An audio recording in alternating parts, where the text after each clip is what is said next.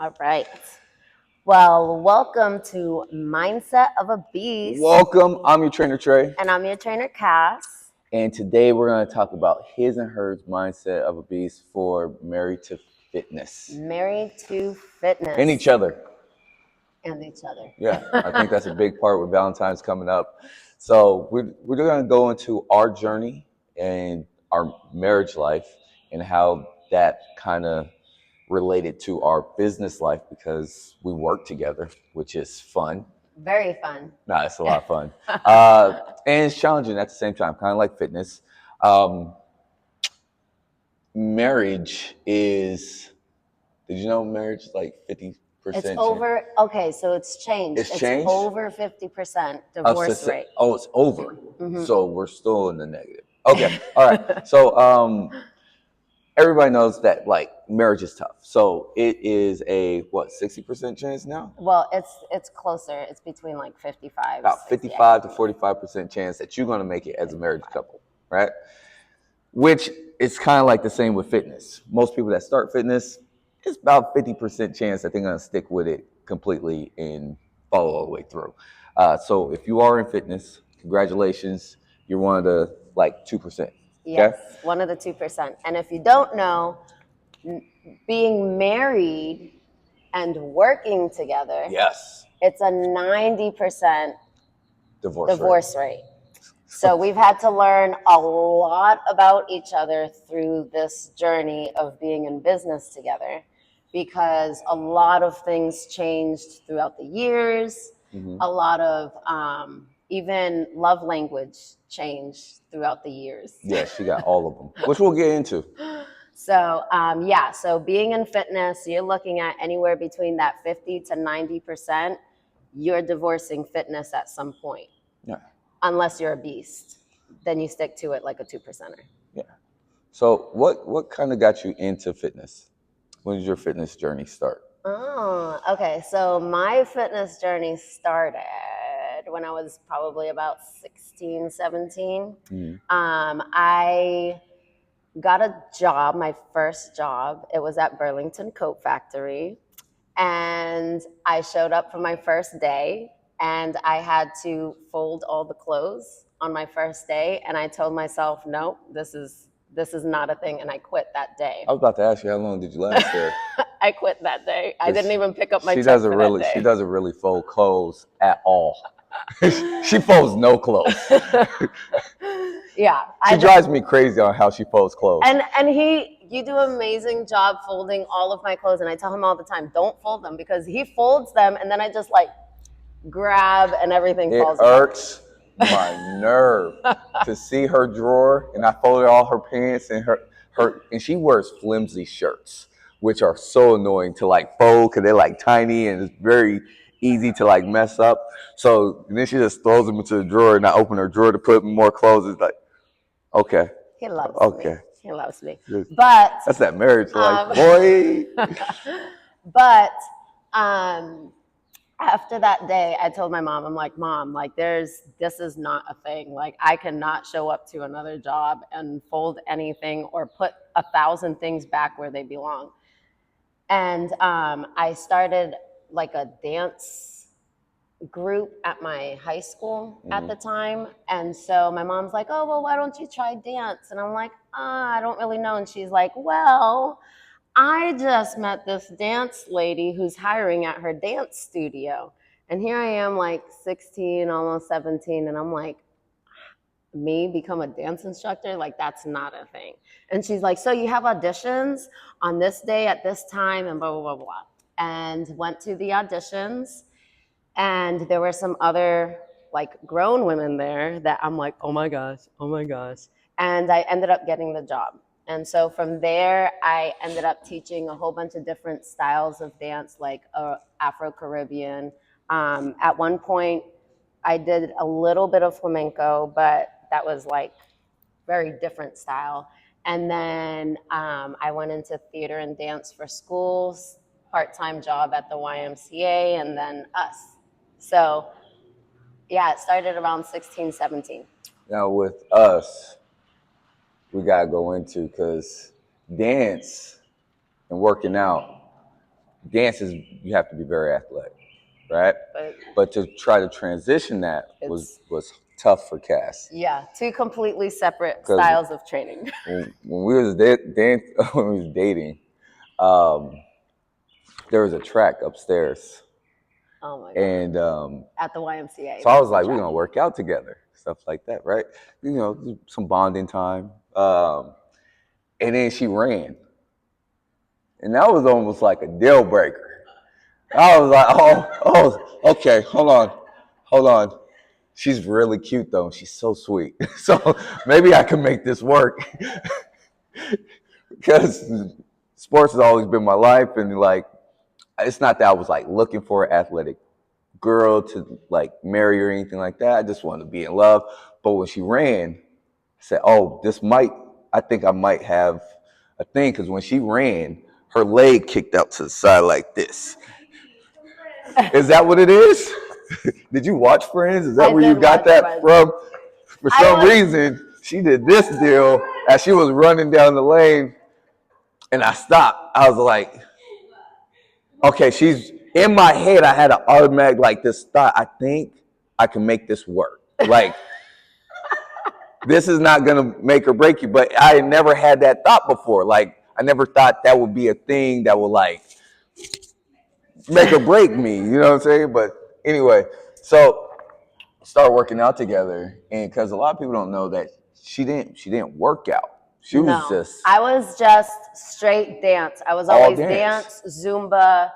Like, there's a complete difference between cardio and strength training. Like, I could jump around for hours. Yes, you can. The training aspect, like, your girl couldn't do a push-up. Mm-hmm. And so we started working out together at the YMCA, and I have to tell this because a lot of people, when they see her do pull-ups, that they think that was something that she just had, or because she was really light, it's easy for her. She couldn't do a pull-up to save her life.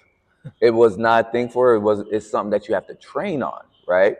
And she trained her butt off for it, and now she could do pull-ups. So I just wanted to give you some props on that because thank you. I remember when we got married, she wasn't able to do pull-ups. So she's like, she's gonna start, and she would go to the gym and then come back, and then we'll practice on the bars for like 3 months. She was just focused and committed.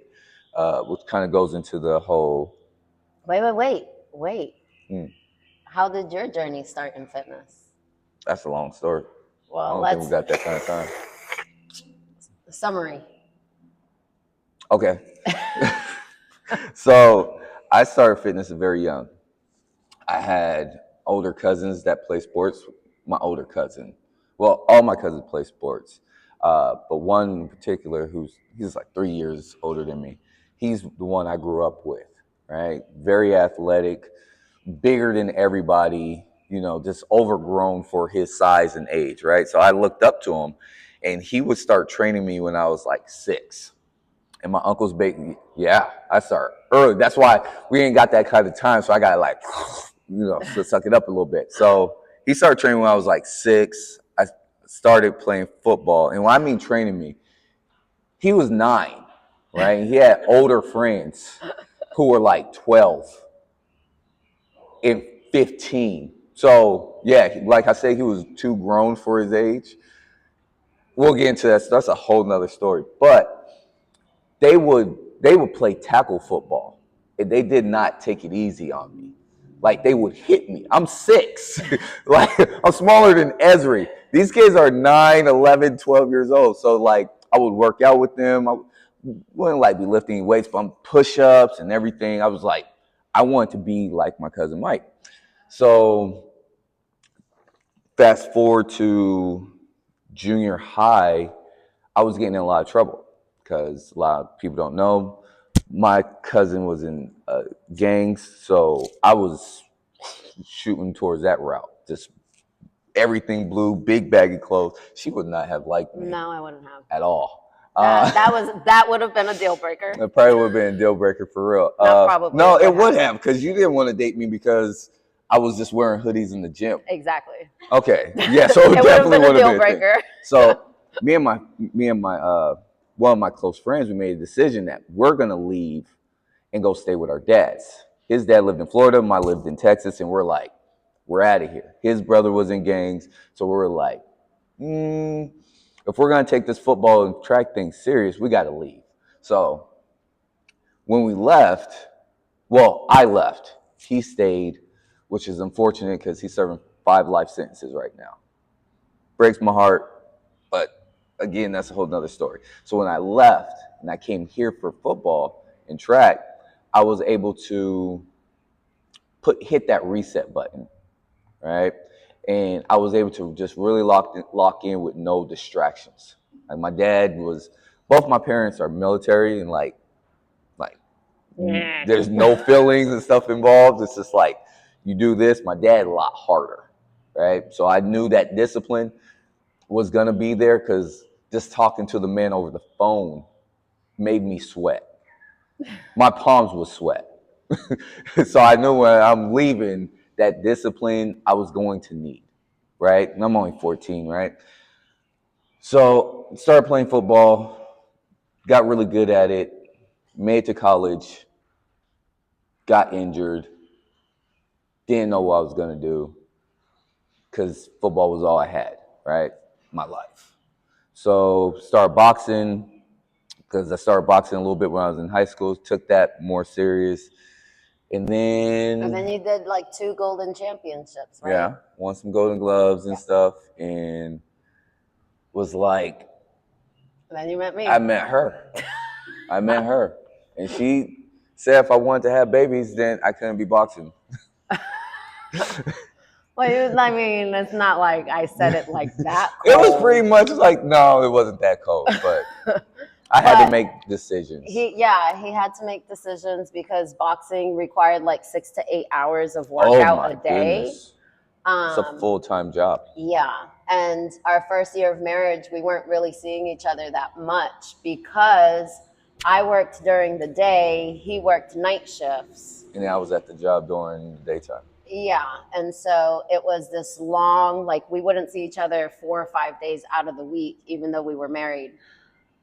So it was like, bruh, this ain't gonna work. Like, you ain't having no kids with me if I'm gonna be single mom in this and you have a ring on it.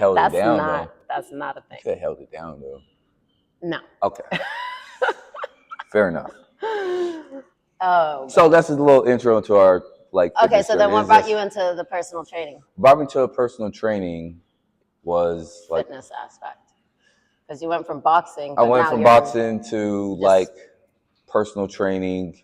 I got asked to teach some women in boxing like 2007, and I really enjoyed it. Like they really fell in love with something I fell in love with, and I was like, man, this is really fun. Like they wore me out, but it was really cool. But I gotta tell y'all a boxing story. Oh my God. This has nothing to do with the marriage to fitness life, but right here. I was training these 2 women and was upstairs at a gym, and it was really sweaty up there. There was no AC, so the floor was slippery, and these 2 women are getting after it, right? And in this room, there was a stripping pole. Not for me. That was when I was in college. But there was a stripping pole, and it had like a metal base, squared base to it, right? I don't even know why that was up there. Now it got me questioning. Because there was a woman that was going to teach classes, and she never did, but she left her pole. Oh, okay. So I'm going to go grab something, and I slip and fall, not because of my shoestrings. It was because the floor was wet. And I cracked my leg straight open on the corner of this metal base, and my split straight open. And the guy there, Sam, I had to bust his for this. I'm young. Nope. Get out of here. Get out of here. This is my daughter. I love her. She just got to be under my armpit like her mother. Yeah. All right. So what happened is we went downstairs because in the same gym was a nail salon, right? Because Sam, the owner, he did hair is styling. It was a gym and all this other stuff. So it was a great place. So he had the bright idea, we got to close this wound because I'm bleeding a lot. Like I'm saying, I cracked my stuff open to the white meat, right? I'm sorry, cracked myself open to the white meat. So he had the bright idea that he was going to get nail glue and gauze and close it. And he put the nail glue on and then put the gauze right on top. So I'm like, okay, I'm not bleeding as much anymore, but it's throbbing. Like it's killing me, right? So I'm like, okay, I'm going to the doctor. I normally don't go to the doctor because I don't really like going like that. So I go To the in. emergency I room. had to go to the emergency room because bleeding and everything's just getting worse. And the doctor, he asked me what happened, and he just starts laughing. I'm like, dude, I'm dying over here. So he decides to call all the other nurses and doctors to have them come look at this. And then they all start laughing because they're like, I had to retell the story, and they're just like, they just find this the funniest thing in the world. Fast forward, they had to like rip the gauze off, clean out the nail glue. I had to get a shot in my butt for a tetanus shot. It was the worst. So anyway, about the boxing, it led me to personal training.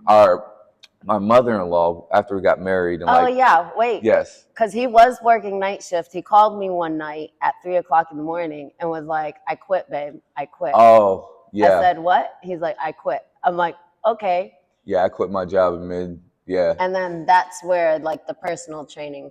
Yeah. Really I was actually kicked driving off. with a friend to work, and I felt like That was your last day. called me to like, this is your last day here, bro.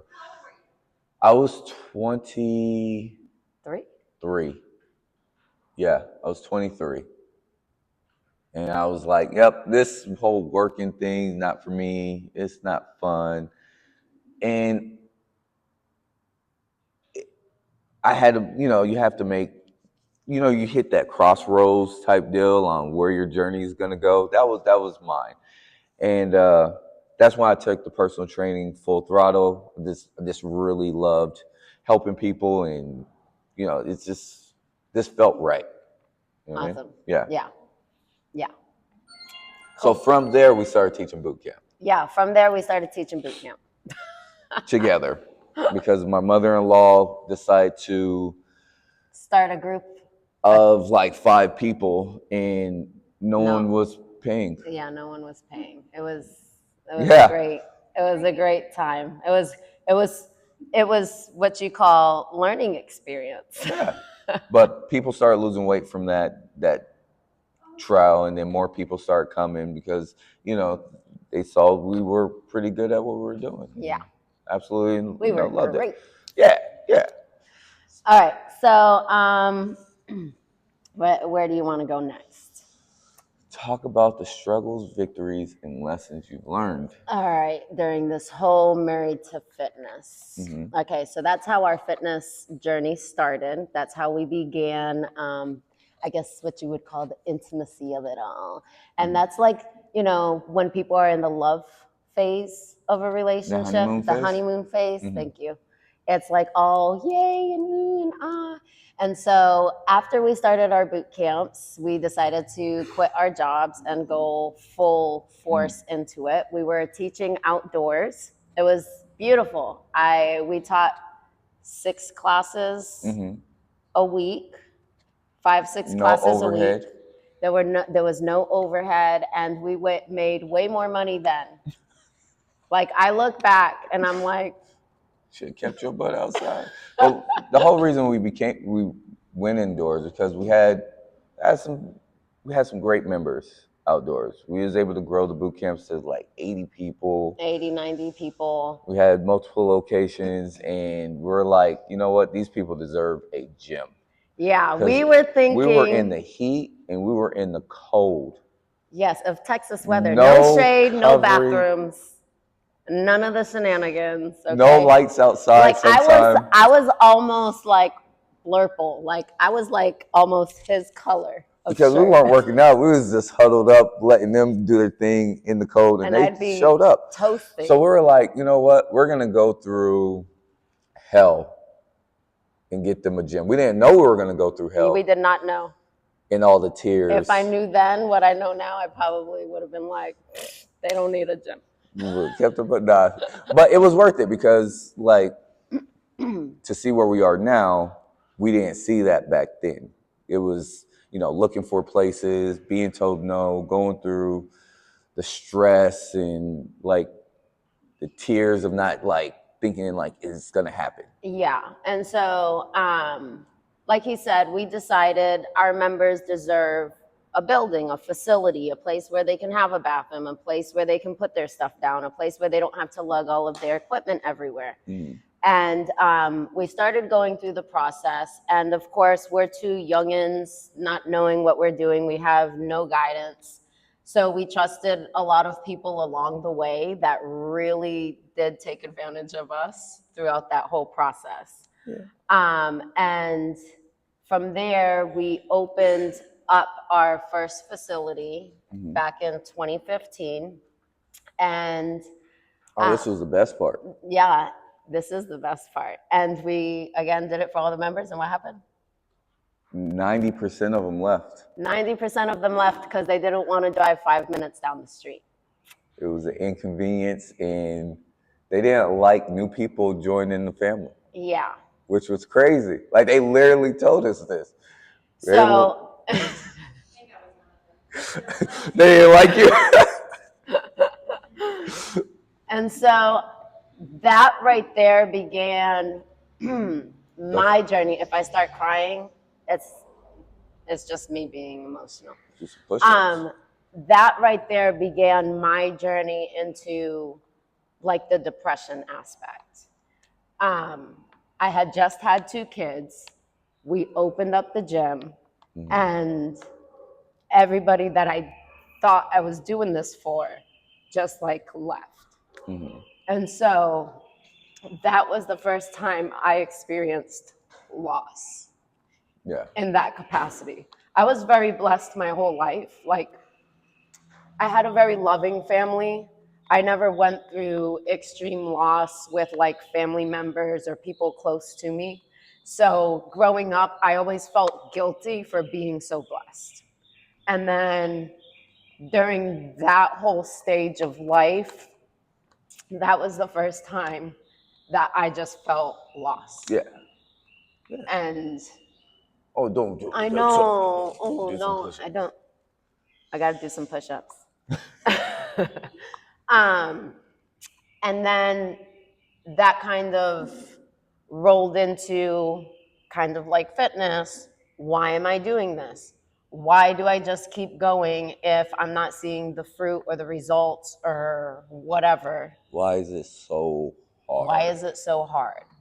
And so that kind of catapulted us into figuring out different programs, different things to bring into the gym, different aspects of trying to get paid. But with all that, it put more exhaustion on both of us because we didn't get that chance to try building the foundation to like pour into the gym to help grow it. It kind of like we jumped in and then had nothing. No, when we had nothing, we had no dumbbells. But no, it's pretty much trying to play catch up since it opened. Yes, that's a perfect way of saying it. Yeah. It was like trying to play catch up. Trying to start a race that already started before you got there. So it's like, okay, I can still win this race, but the race started half hour ago. 24 hours ago. It's a marathon because just like fitness, this thing isn't overnight. This gym isn't overnight. It's not going to end. It ends when we quit, right? And I've never been a quitter. Correct. It's not in me, no matter like what upsets I had to go through or cry through, or like with injuries or losing football or stuff like that. It's just I have to find the next thing to what else is there for me. I know this ain't the end, so where do I go from here, right? Got to kind of have that mindset in fitness. Like Sharita, when she got her injury, she could have just quit, right? It's a very tough thing to get injured and then try to um, go through those emotions on what do I do next. Most people just stop fitness altogether. They figure that this isn't for me. We could have had those same thoughts that maybe this this gym is not for us, bro. Well, we've had them. We've had them. Yeah, those But same ideas, but it's just how committed are you to your craft? When things buckle, when things get tough, are you just gonna be that person that just quits and give up? It's a character building thing. yes, it Yeah. is a character building thing. And with that, where or why did you, or how did you develop the mindset of never quitting and never giving up?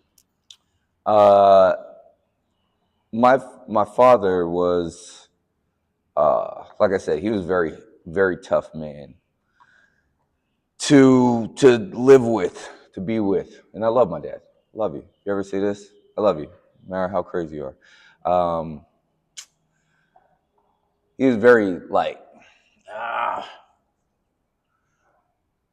Go for it. Go for it.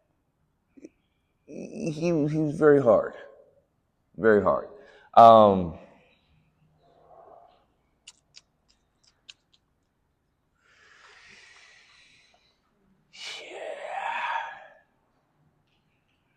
I know I can. I've been through worse. Hard in what way? And then been through worse. What do you mean? Like, don't hold back. Good.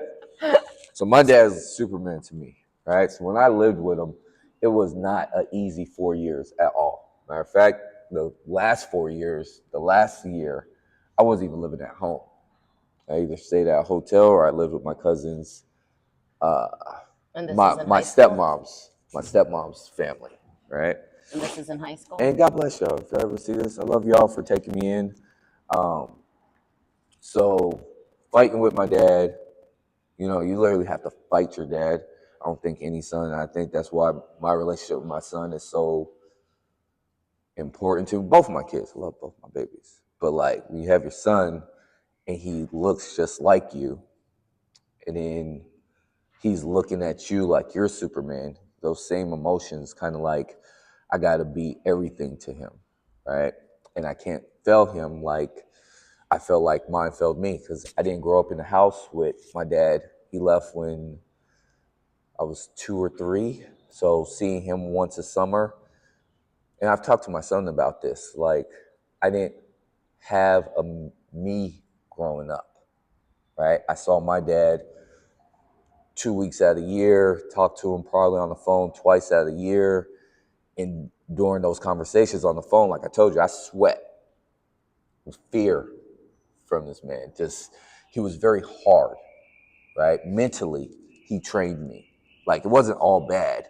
He was just, he had a extreme way of teaching. So I knew if I could handle him, anything else is easy. Like Cass saw my dad swing a hammer at my face as he disrespected my mother as I was walking away. So like if And I could go through things like that, gym issues, that's beneath me. Like if you can handle that. So he taught me these things. Like pain is relative.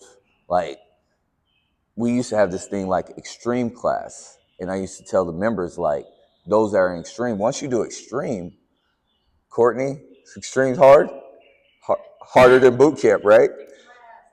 Every time. It kicks my ass. Like so but I love you, Courtney. I love you, Courtney. So extreme class is like boot camp on crack. yeah. It's hard.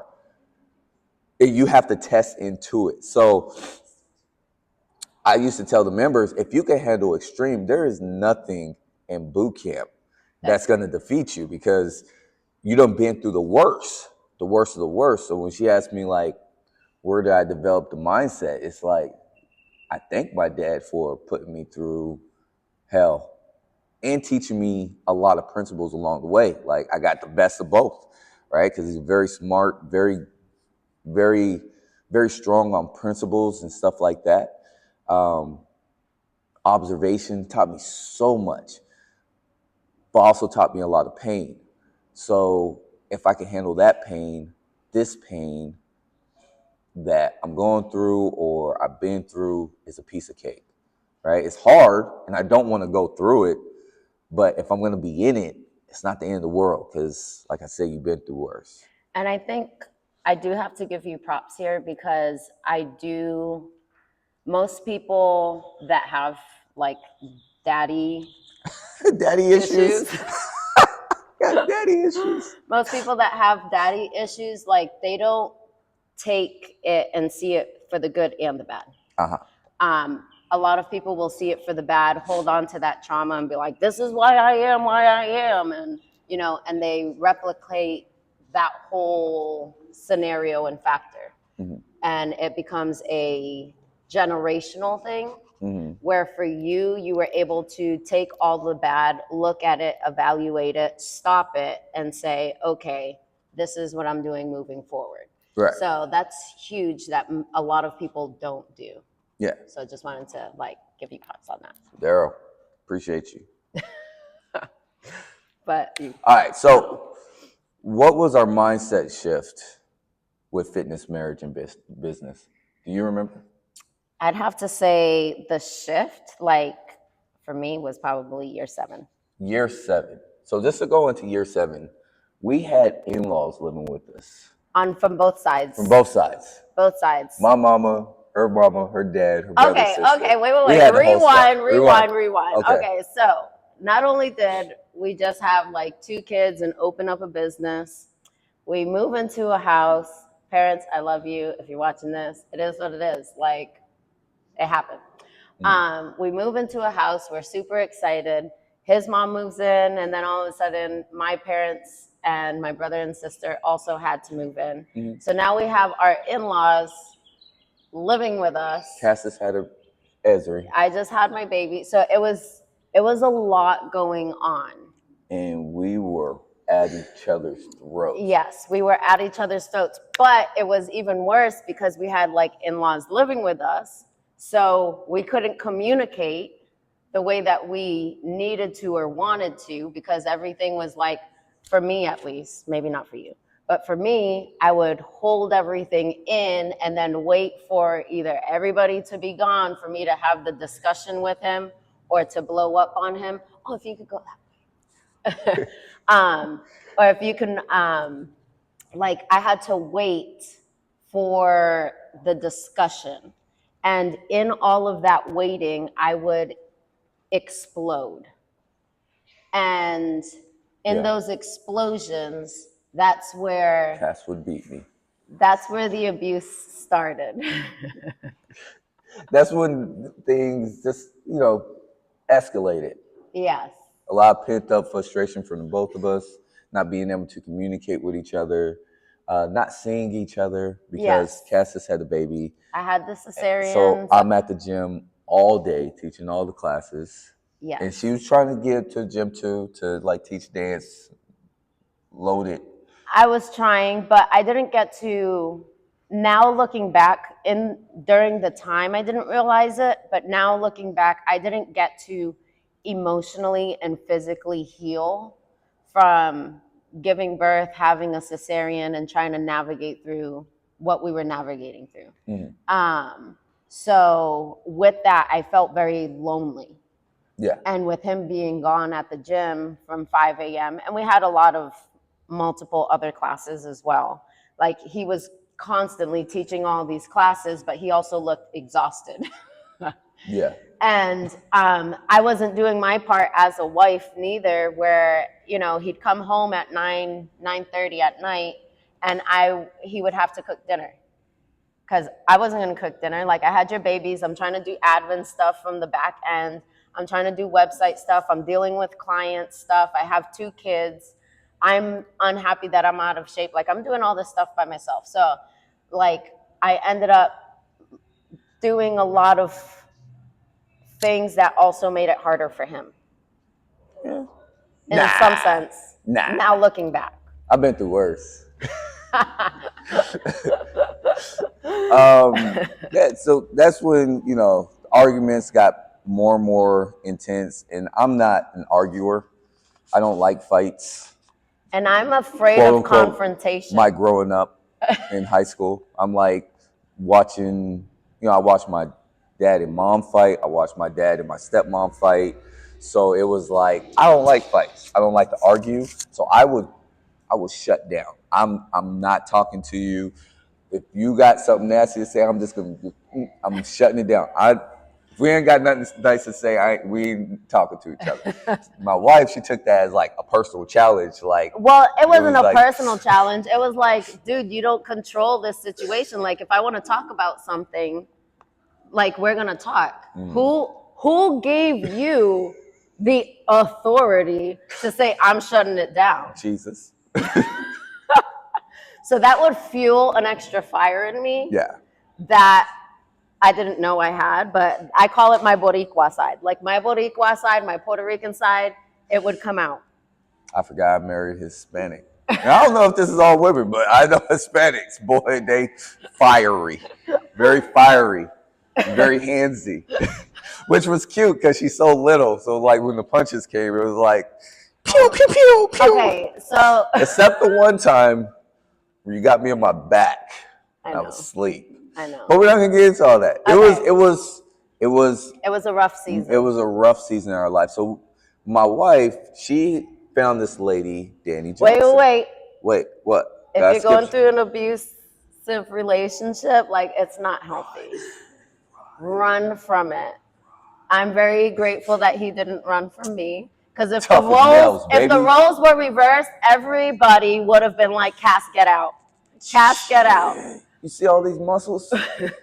But like me, spraining your thumb and doing a whole bunch of stuff, like, he didn't leave me. And I thank you for that, because that was the last time.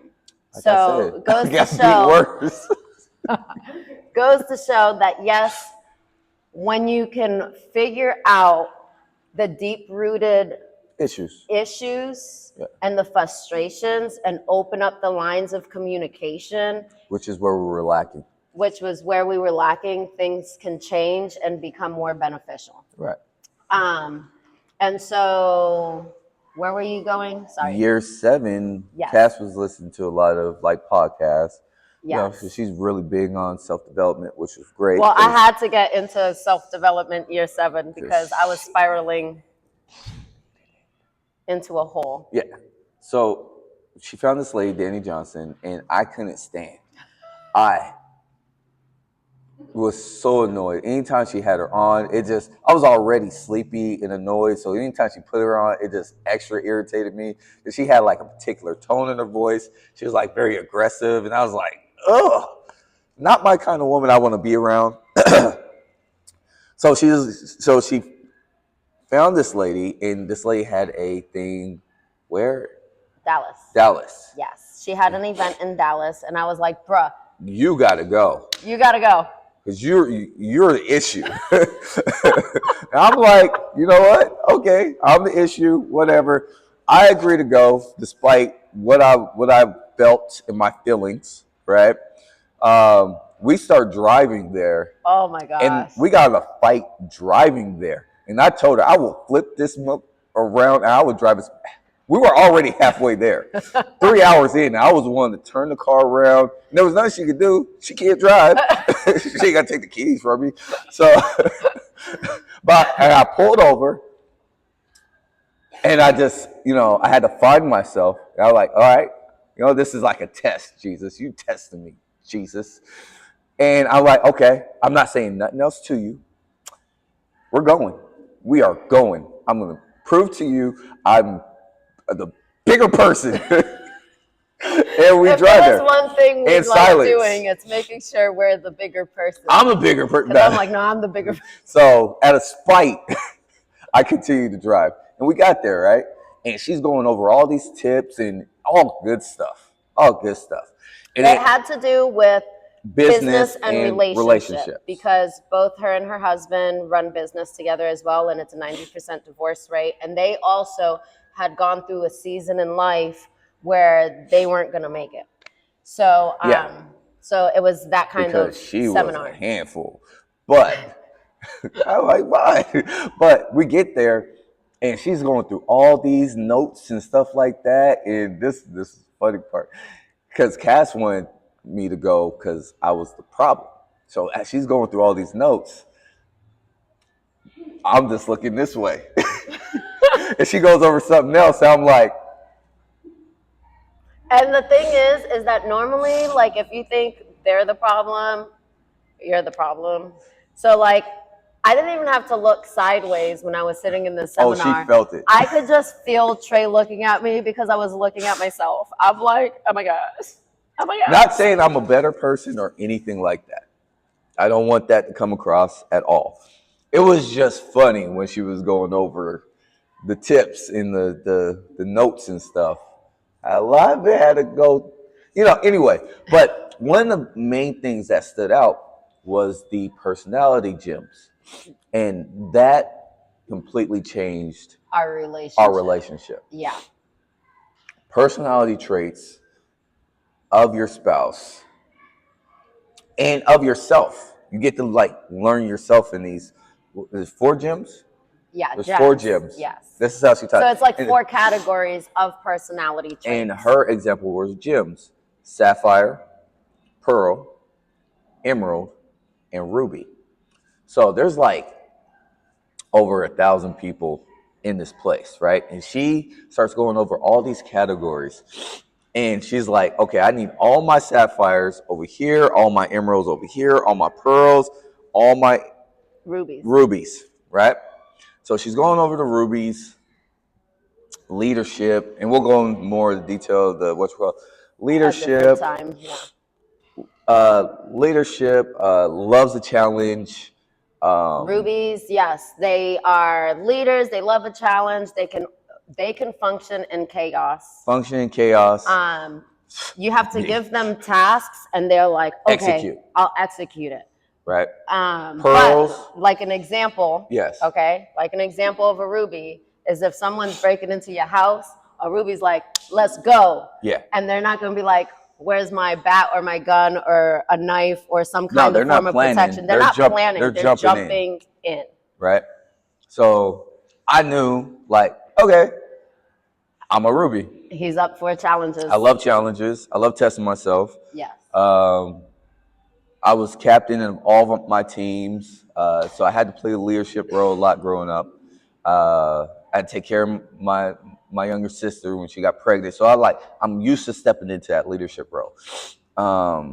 Pearls, loving, caring, earthly, very soft, people person, caring. I know I ain't one of them. No. Now here's the deal about these Pearls traits. are usually people that like to serve. Yes, they love to serve, right? And here's the thing about these traits: you're not all of one and none of the other. You're more like 60% of one, and then or 70% one. You're like 10% of the other ones, right? You got a little bit of each one, but you're a dominant one, right? So 10% of my pearl. I love caring for people, right? So we got the caring, we got the emerald. Emeralds are planners. They're Google champions. They like order, cleanliness, structure, cleanliness. Like they function in, like, I have to have stats. I have to have information. Yes, those are your emeralds, right? And then you have your sapphires. They are the party animals. They're the people that show up late. They're messy. They know how to host a party. They're the life of the party. They love to have a good time. So as she's, dividing us and everything, she's splitting us up. My wife, she goes to the sapphires. Yeah, because I'm like, I dance. I could be the life of a party. Like, I show up late. And like I said, there's over 1,000 people. That's a lot of people. Like, it might be 2,000 people in here. And I see my wife in the sapphires, and I stand up. Get your ass out of there. You over there. Over there. The cat's like, she's looking at me. She's like, no, I'm a sapphire. So she goes more into detail. The lady Into the groups. So my wife, she's like, okay, because she didn't say anything about the messes or anything. She just said, good time, your life of the party, right? She ain't go into like you're a mess or anything like that. My wife ain't no mess, not at all. I can't stand messes. And by mess, it's like you can function in a mess. No, you see 3 things on the floor, it's a mess. Yeah. The house is a disaster. Who hit the house with a tornado? These are the things I heard growing. So I know as she's giving more detail, that's not my wife. Yeah. She gave the details of the order and the Google facts and all that stuff.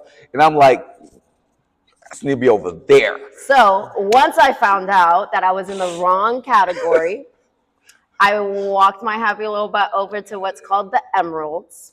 And an Emerald person had, like, for example, I like my dishwasher set up a certain way. Like, if you're going to put dishes in the dishwasher, put them in a certain way. Those are not my kids, by the way. They're not. So I like more order and structure. I like planning. I like that aspect of life.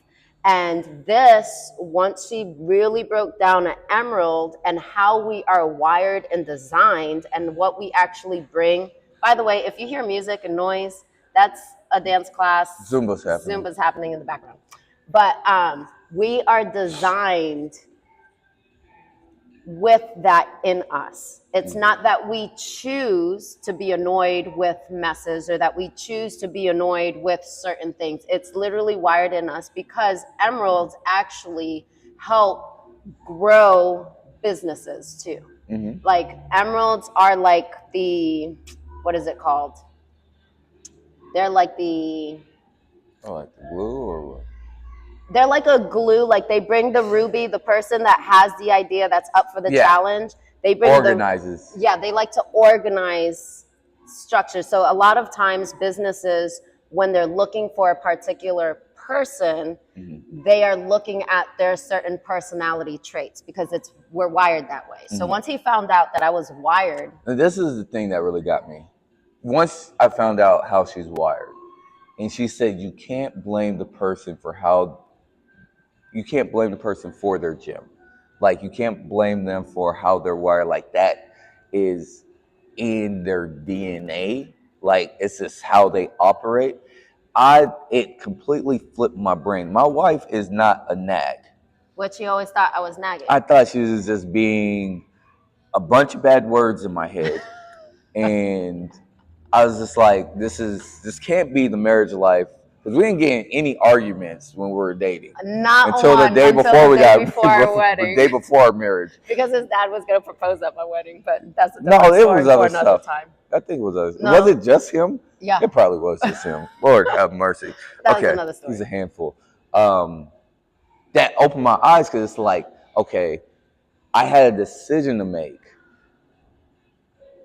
If she doesn't like messes, right, and she really can't help but operate this way, what can I do to help her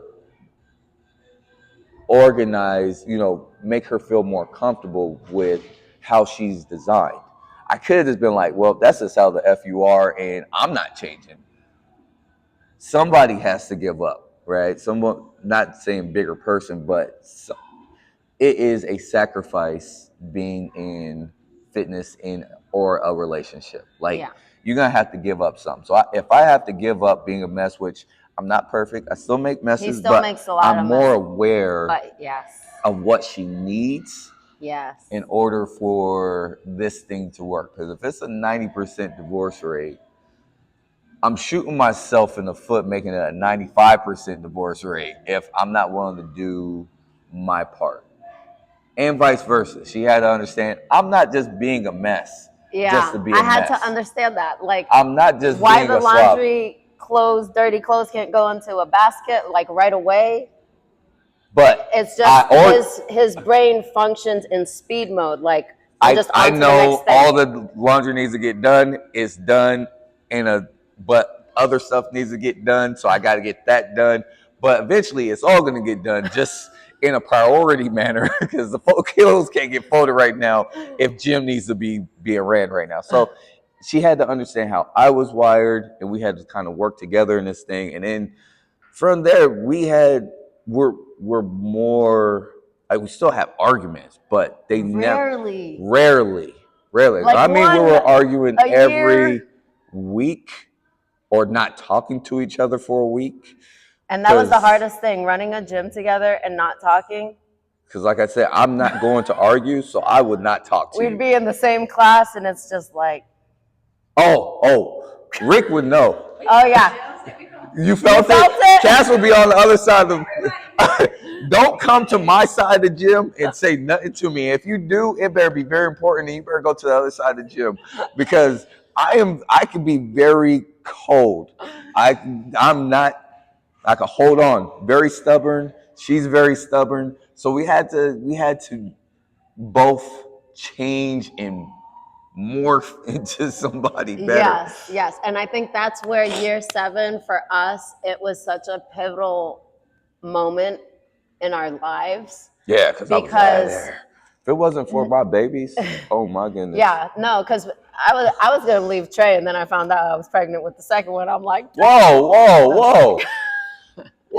We were on the airplane. Remember, it was Ninja Warrior. You was thinking about leaving then? Huh?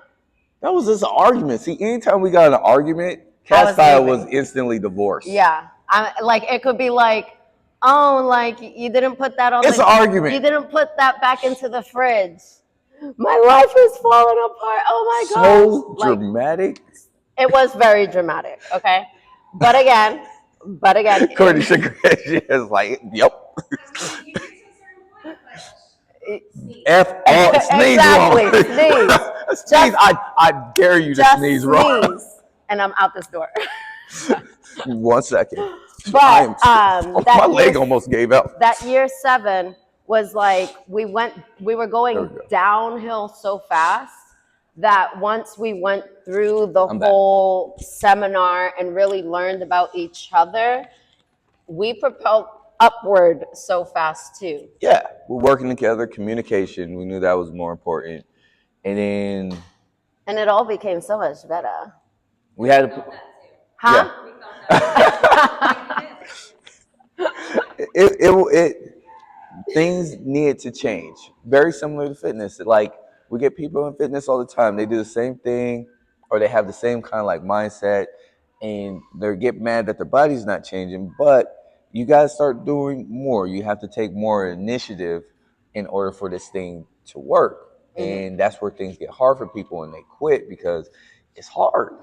Most people don't like fire, right? Yeah. We're taught from birth that, don't touch the stove because it's hot. You're going to get hurt. Don't jump off that because it's going to get hurt. So fear is instantly built in us that pain is bad, run, flee from pain, when really it's the opposite.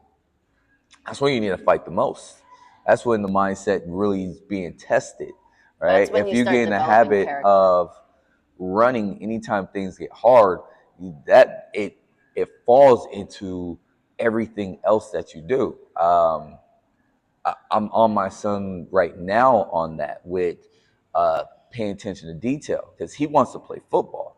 And I tell him, like, football is a very disciplined sport. Every sport is a very disciplined sport, but football, your head's on the line because it's physical. It's not like track where your discipline is based off your running. No, you get hit hard if you're not tackling right. Very specific, hitting with your head a certain way, catching the ball a certain angle. And not only that, your team is counting on you, right, to be detailed specific. So if you're not being detailed with the dishes or with the room, it's going to fall over into your sports. And then you're going to be mad that you're dropping passes. Well, we've been dropping passes all week when your mom asks you to do something. If I ask you to do something, you're not following through all the way. You're trying to run, right now, your own plays. Like, we ask you to do something, you try to do it a different way because you feel like your way's better. No, I'm the coach. You're the player. You go to your coach for the play. So same thing with fitness. Like you have a trainer. Don't try doing things your own way, because if that was the case, you would have been fit already. So, or And the thing is too, going off of the coach uh huh. aspect, a lot of times too, people will in fitness, they're like, okay, I'm doing all of the things, and they look to the side and they're like, hey, what are you doing? Hey, Mm-hmm. what have you done? And then they start incorporating what other people alongside them are doing, and it's not working for them, not realizing that that person is doing something that's tailored to them. Right. They got their own position. They have their own position. They Mm-hmm. have the amount of sleep that they get. They do where they don't have kids. They do where they don't have a job. They like there's so many other factors that play a role. So like me showing up to work out 5 days out of the week and then me deciding to go work out with such and such another 2 days out of the week because that's what they do. It's like, but you don't know what other things Are they going on. are going on. Mm-hmm. They might have a lot more recovery time. They might be taking off 2 days in the middle of the week. That's the reason. Like, They there's so probably much. ain't got 5 kids, They probably or 3 exactly. kids, or 2 kids, right? Um, Their kids might be grown. Like, so there's so many different plays that it's just stay a in your lot of different lane. variables. What's been working for you will continue working for you if you continue showing up. And Like being in disciplined. like in marriage, it's Mm-hmm. not a 50-50 thing. I don't know why they say it's 50-50. It's 100-100. Mm-hmm. That's what it is. You give 100% effort as often as you can. At some point, sometimes I ain't giving 100% effort. I might be giving 20% because your girl's down. I'm sick. Like, That's when your partner has to pick I up the ain't slack. showing up. That's when your partner picks up the slack. And you can do that when you're giving 100%. But if someone's giving 50% and someone's giving 20%, like, it's a wrap. It's a complete wrap. That's So the way when you're that in the gym, marriage thing is 50%. so when you're in the gym, you have to give 100% because that 100% gives you your results, Mm-hmm. the results that you're looking for. You can't give 50% and expect 100% results. And we talked about this. It's not, Yes. that's not good math. Math ain't math in that way, Mm-mm. right? It's not, I give 30% effort, I get 100% result. No, you give 100% result when you give 100% crazy effort. And that's where the discipline comes in of being consistent, right? Uh, a lady once, one of the members once says, like, fitness is like a cake. Like, leaving out ingredients from a cake makes the cake nasty, right? You make a cake without no eggs. I ain't gonna eat it. I ain't gonna eat it. Mm-mm. Do it without frosting. That's bread. I ain't gonna do it. It ain't happening. So using all the tools of fitness, asking questions, that's where the success comes in with this thing, and just knowing that it's going to be hard. You will not be disappointed if you go in with the expectation that this thing is hard, but it's really easy. It's really Fitness easy. is so It's easy. just getting around the It's just, obstacles, yes. right? If you can maintain those obstacles and maneuver and know that they're going to, you're not going to be disappointed. You know that you expect obstacles. When they come, you be like, that's what he was talking about. Okay, learn how to adjust. But you trying to go into this thing blinded, like, oh, this is going to be an easy trip. No, no. It's not going to be an easy trip. Things are not just going to just fall in your lap. You're going to have kids that get sick, have functions. You're gonna get sick. You may Get get injured, injured. right? I have been because I have been injured from December. Is it December? I feel like it's been since September with your Yes, toe. with my toe, and till shoot now, Yep. and I still show up. I still get it in. A lot of people be like, you need a foam roll stretch. That's not the case. Trust me, foam roll stretch. One of the variables I'm leaving out, just to be transparent with y'all, is sleep. Don't sleep. I need to get rest. My body needs recovery. But I'm also an addict where I don't let that. stop me, I'm like, Evan, I'm still gotta go to the gym because this is my therapy. So I gotta go destroy myself because this is all I know. But So he knows though that the variable now I'm missing is my sleep, cake is sleep. and a Your lot of body that has to do needs with rest to recover and rebuild. yeah. And I'm not saying I'm getting old, but I need more recovery than when I was 20. So, which was 20 years ago. We ain't getting no, we just adjusting. I'm adjusting and Just moving adjusting. forward, damn it. Okay? But Turning 40. What the fuck? Okay. oh, it's okay, baby. It's okay. I still feel 12. Anyway, all right. But going off of that, because Yes. a lot of people will say, like, how do you stay motivated? How do you stay motivated to keep on going? Boom, right here. It's like marriage. You motivated to get the girl, and you're like, oh, or the guy, and you're like, oh, I'm gonna be putting up my best. I'm gonna be giving my best. I'm gonna be giving my all the little time I have. I want to see them. I want to talk to them. I want to do all these things. Then you get married. Life happens, and you're like, huh. Yeah. And then another year goes by. You're like, huh. And then another year goes by. You're like, ooh. And then another year, huh. Like it's the ups and downs, but you're committed to the process. You're still trying to become your best throughout the journey. Mm-hmm. And as you're becoming your best, and you should be growing through your marriage, that allows your partner to also grow. Mm-hmm. And you guys might not see the huge results of things getting better like fast and instantly, but over time, you will see the progress in your marriage. You will see how you guys are showing up different for each other, how you guys are communicating better, all of these things. It's just like fitness. You got to show up, commit to the process, give it 100% all the time, okay? And your 100% one day might not feel that great because you didn't get sleep good the night before or whatever, but you are showing up and you're committed to the process. As your journey continues, your results show up in different ways. And I don't want to say that they're smaller results, but they're just not as fast as when you first started. Does that make sense? Yeah.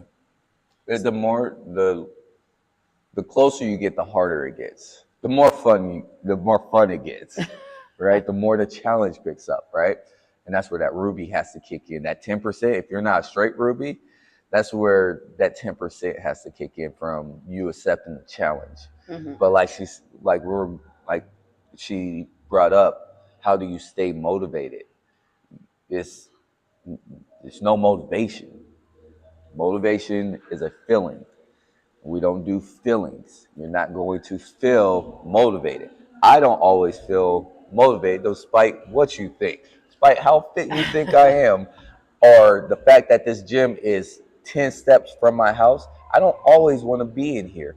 It hurts for me every day. I make it suck for me every day. It's not fun for me every day.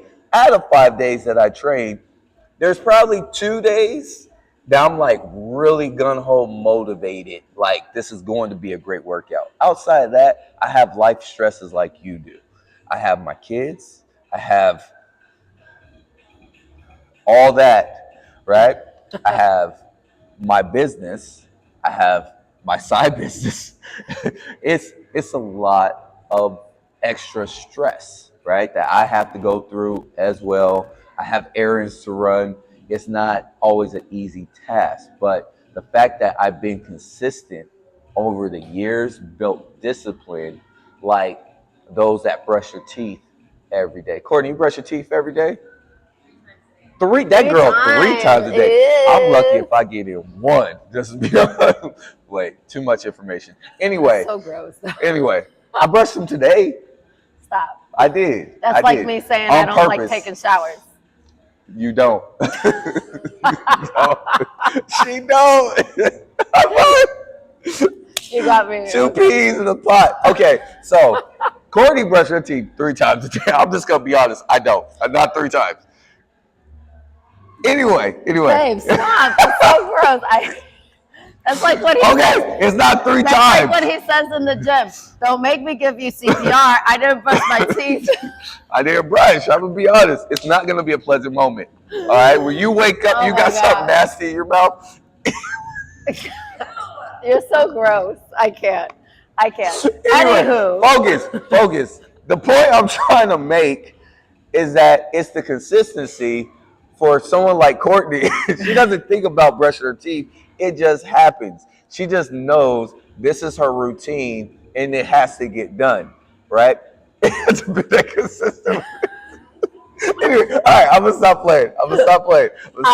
But with that, Oh shit, you got me in switching tears, Courtney. Dang it. Ugh. switching to boundaries. No, Okay.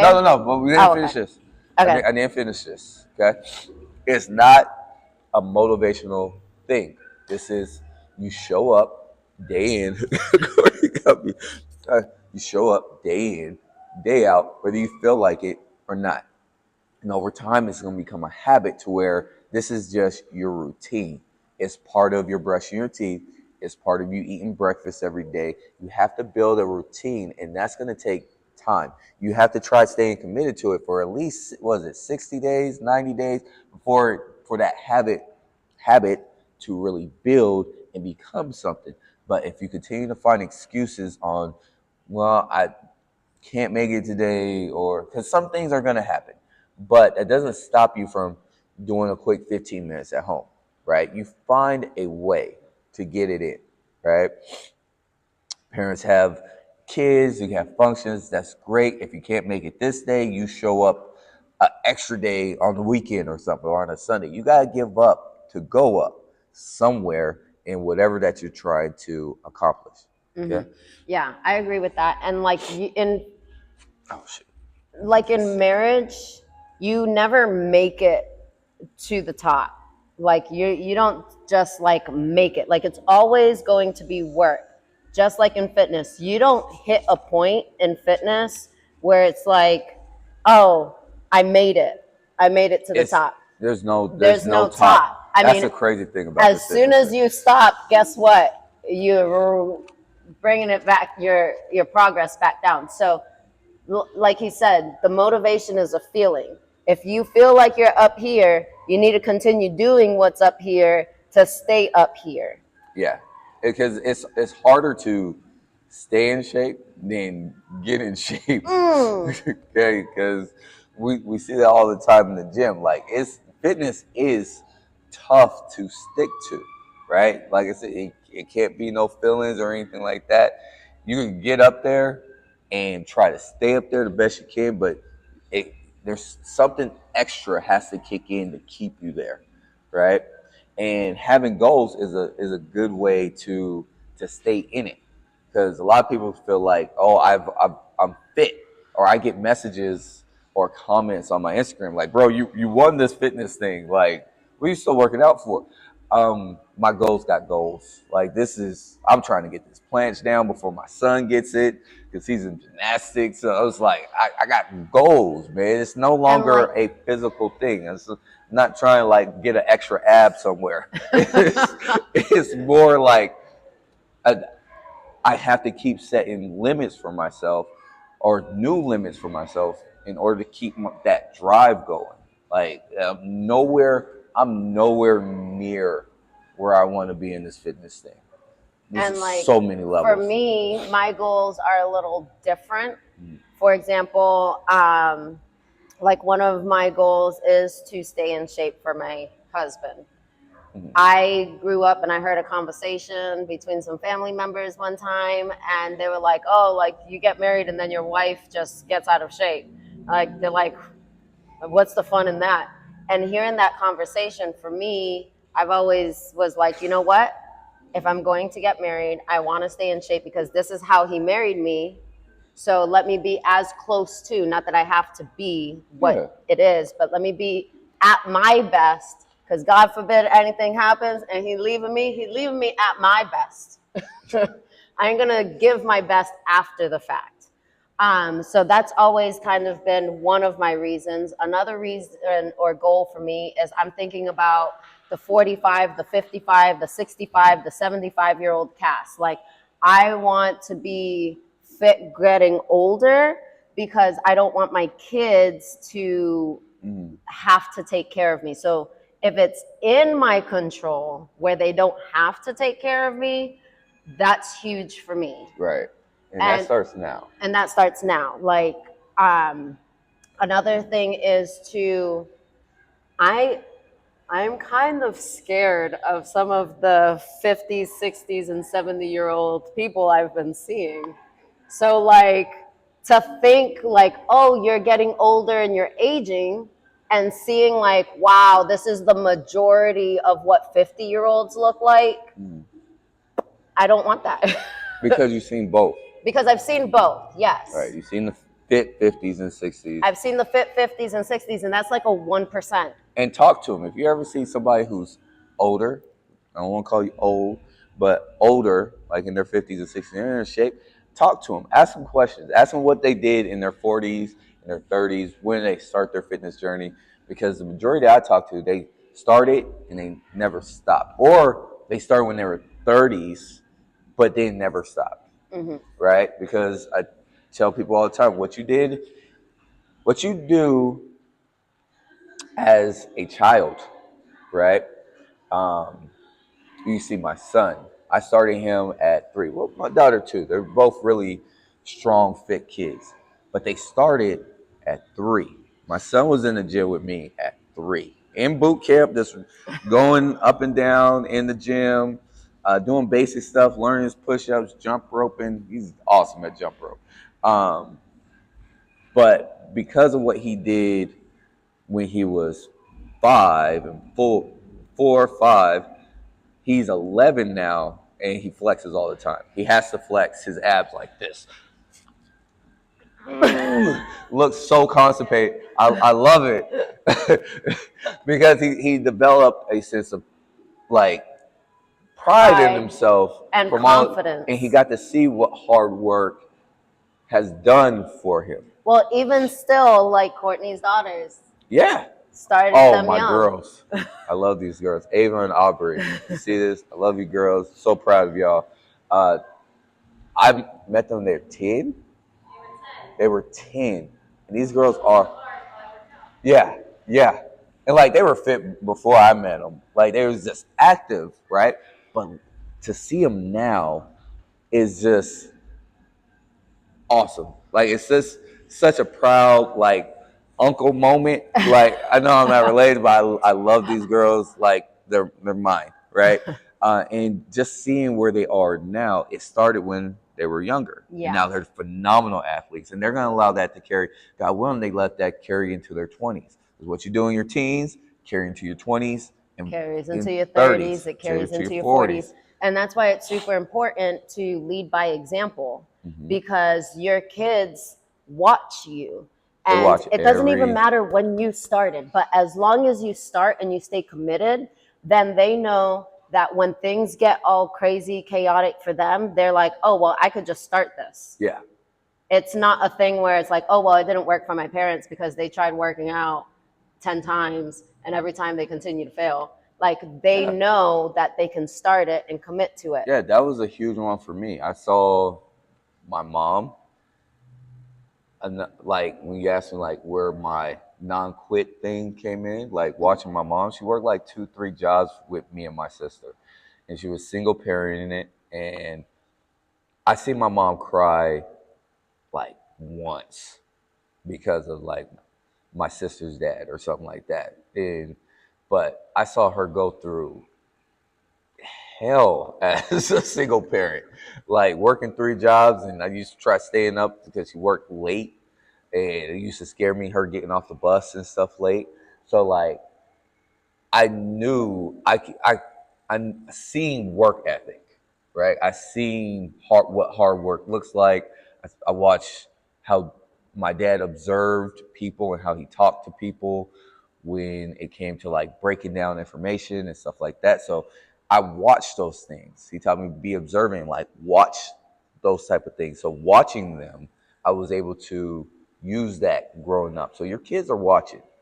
And if you're slacking, that's why I can't slack. I can't lose because I know my son and my daughter watching every step I make, every step we make. So it's like if they learn anything, they know what hard work and work ethic looks like. You know what I mean? So use that as your motivation on why you can't stop.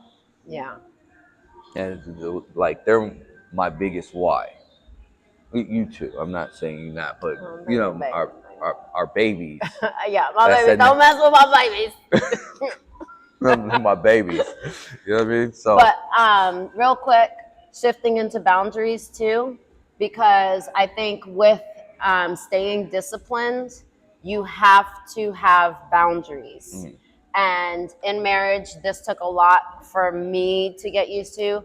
I love my family and my parents, and his mama. She had no boundaries when we went into this marriage thing, and I had to learn about that. Okay, I had to learn what no boundaries looks like, and because I'm non-confrontational, or at least I used to be non-confrontational, I would be like, "Yo, why is she opening the curtain when I'm trying to take a shower? Like, I didn't invite her into the bathroom." I'm on the toilet and my mom walking in.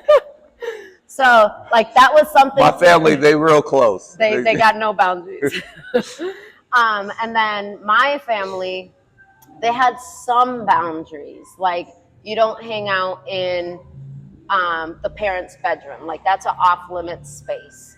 But there's not there. They didn't have boundaries in sense of time and protection for the things that they want. Like, if we're going to take our weight loss journey serious, there was no boundary set in place for them to actually stay committed to it. Everybody else and everything else came first before them.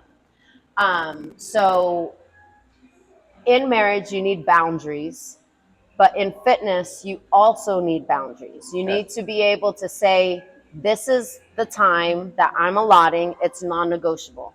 It has to be planned. It has to be something that you're not just going to say, oh, well, it's such and such's birthday. I guess I'll miss my workout because it's their birthday now, even Yeah. though they called you last night about the birthday tomorrow. No, that's not how it works. Sorry, I can't go tomorrow. Like, you should have told me 2 weeks ago. Or your boundary just hanging out with certain people. Or that. Because your environment will change you before you change it. So if you're hanging out with a bunch of unfit or not working out type people, they're going to influence you more than the majority of the time, more than you're going to influence them to try to come get fit. Yeah. You might have to set the boundary of finding some new friends, Yeah. or continue like loving them from afar while you getting your thing in, and then pray that they join your journey. Yeah, because a lot of times when those boundaries aren't set, you will find friends and family always commenting and making Why you remarks. working now so Why are you much? working out so much? Why are you eating clean? Oh, this little bit isn't going to hurt you. Oh, this little bit isn't It's going to not affect even you. You working for can't you. even enjoy a birthday party. You can't even enjoy wedding cake. You can't this.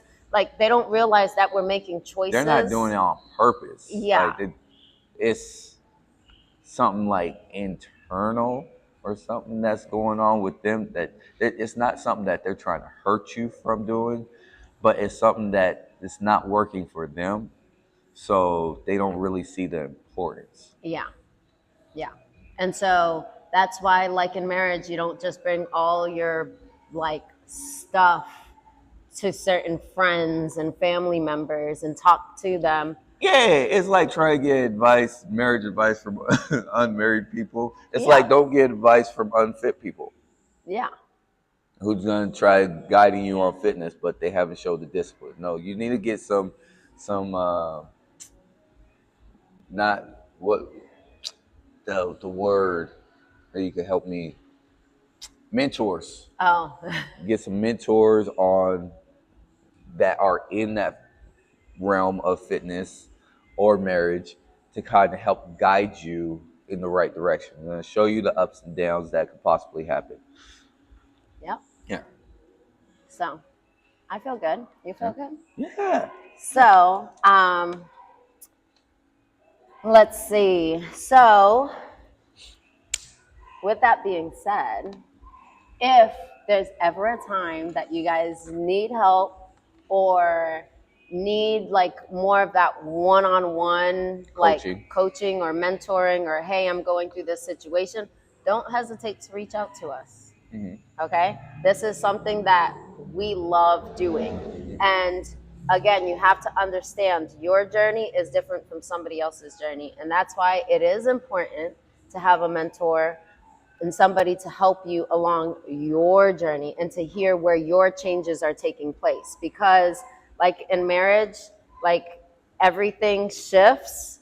In fitness, everything is shifting, and so for every kind of shift, you also need to be guided. Like you're not going to be eating as many calories as you will be when you're super fit, but then how do you, change that up? Working out, when do you move up in weights? You have a non-supportive spouse at home, how do you stay consistent in the gym when they're non-supportive? Like these are all things that play a huge factor into your fitness journey, and so we're here to help. So Yep. if y'all ever need anything, let us know. So that is Mindset of a Beast. Thank you so much for listening to all of that. All of our greatness for our Valentine's edition. Yes, our Valentine's edition of Getting to Mindset know of a us Beast. a little bit more. And if you need help, we got your back. Okay? Yes. Toodles.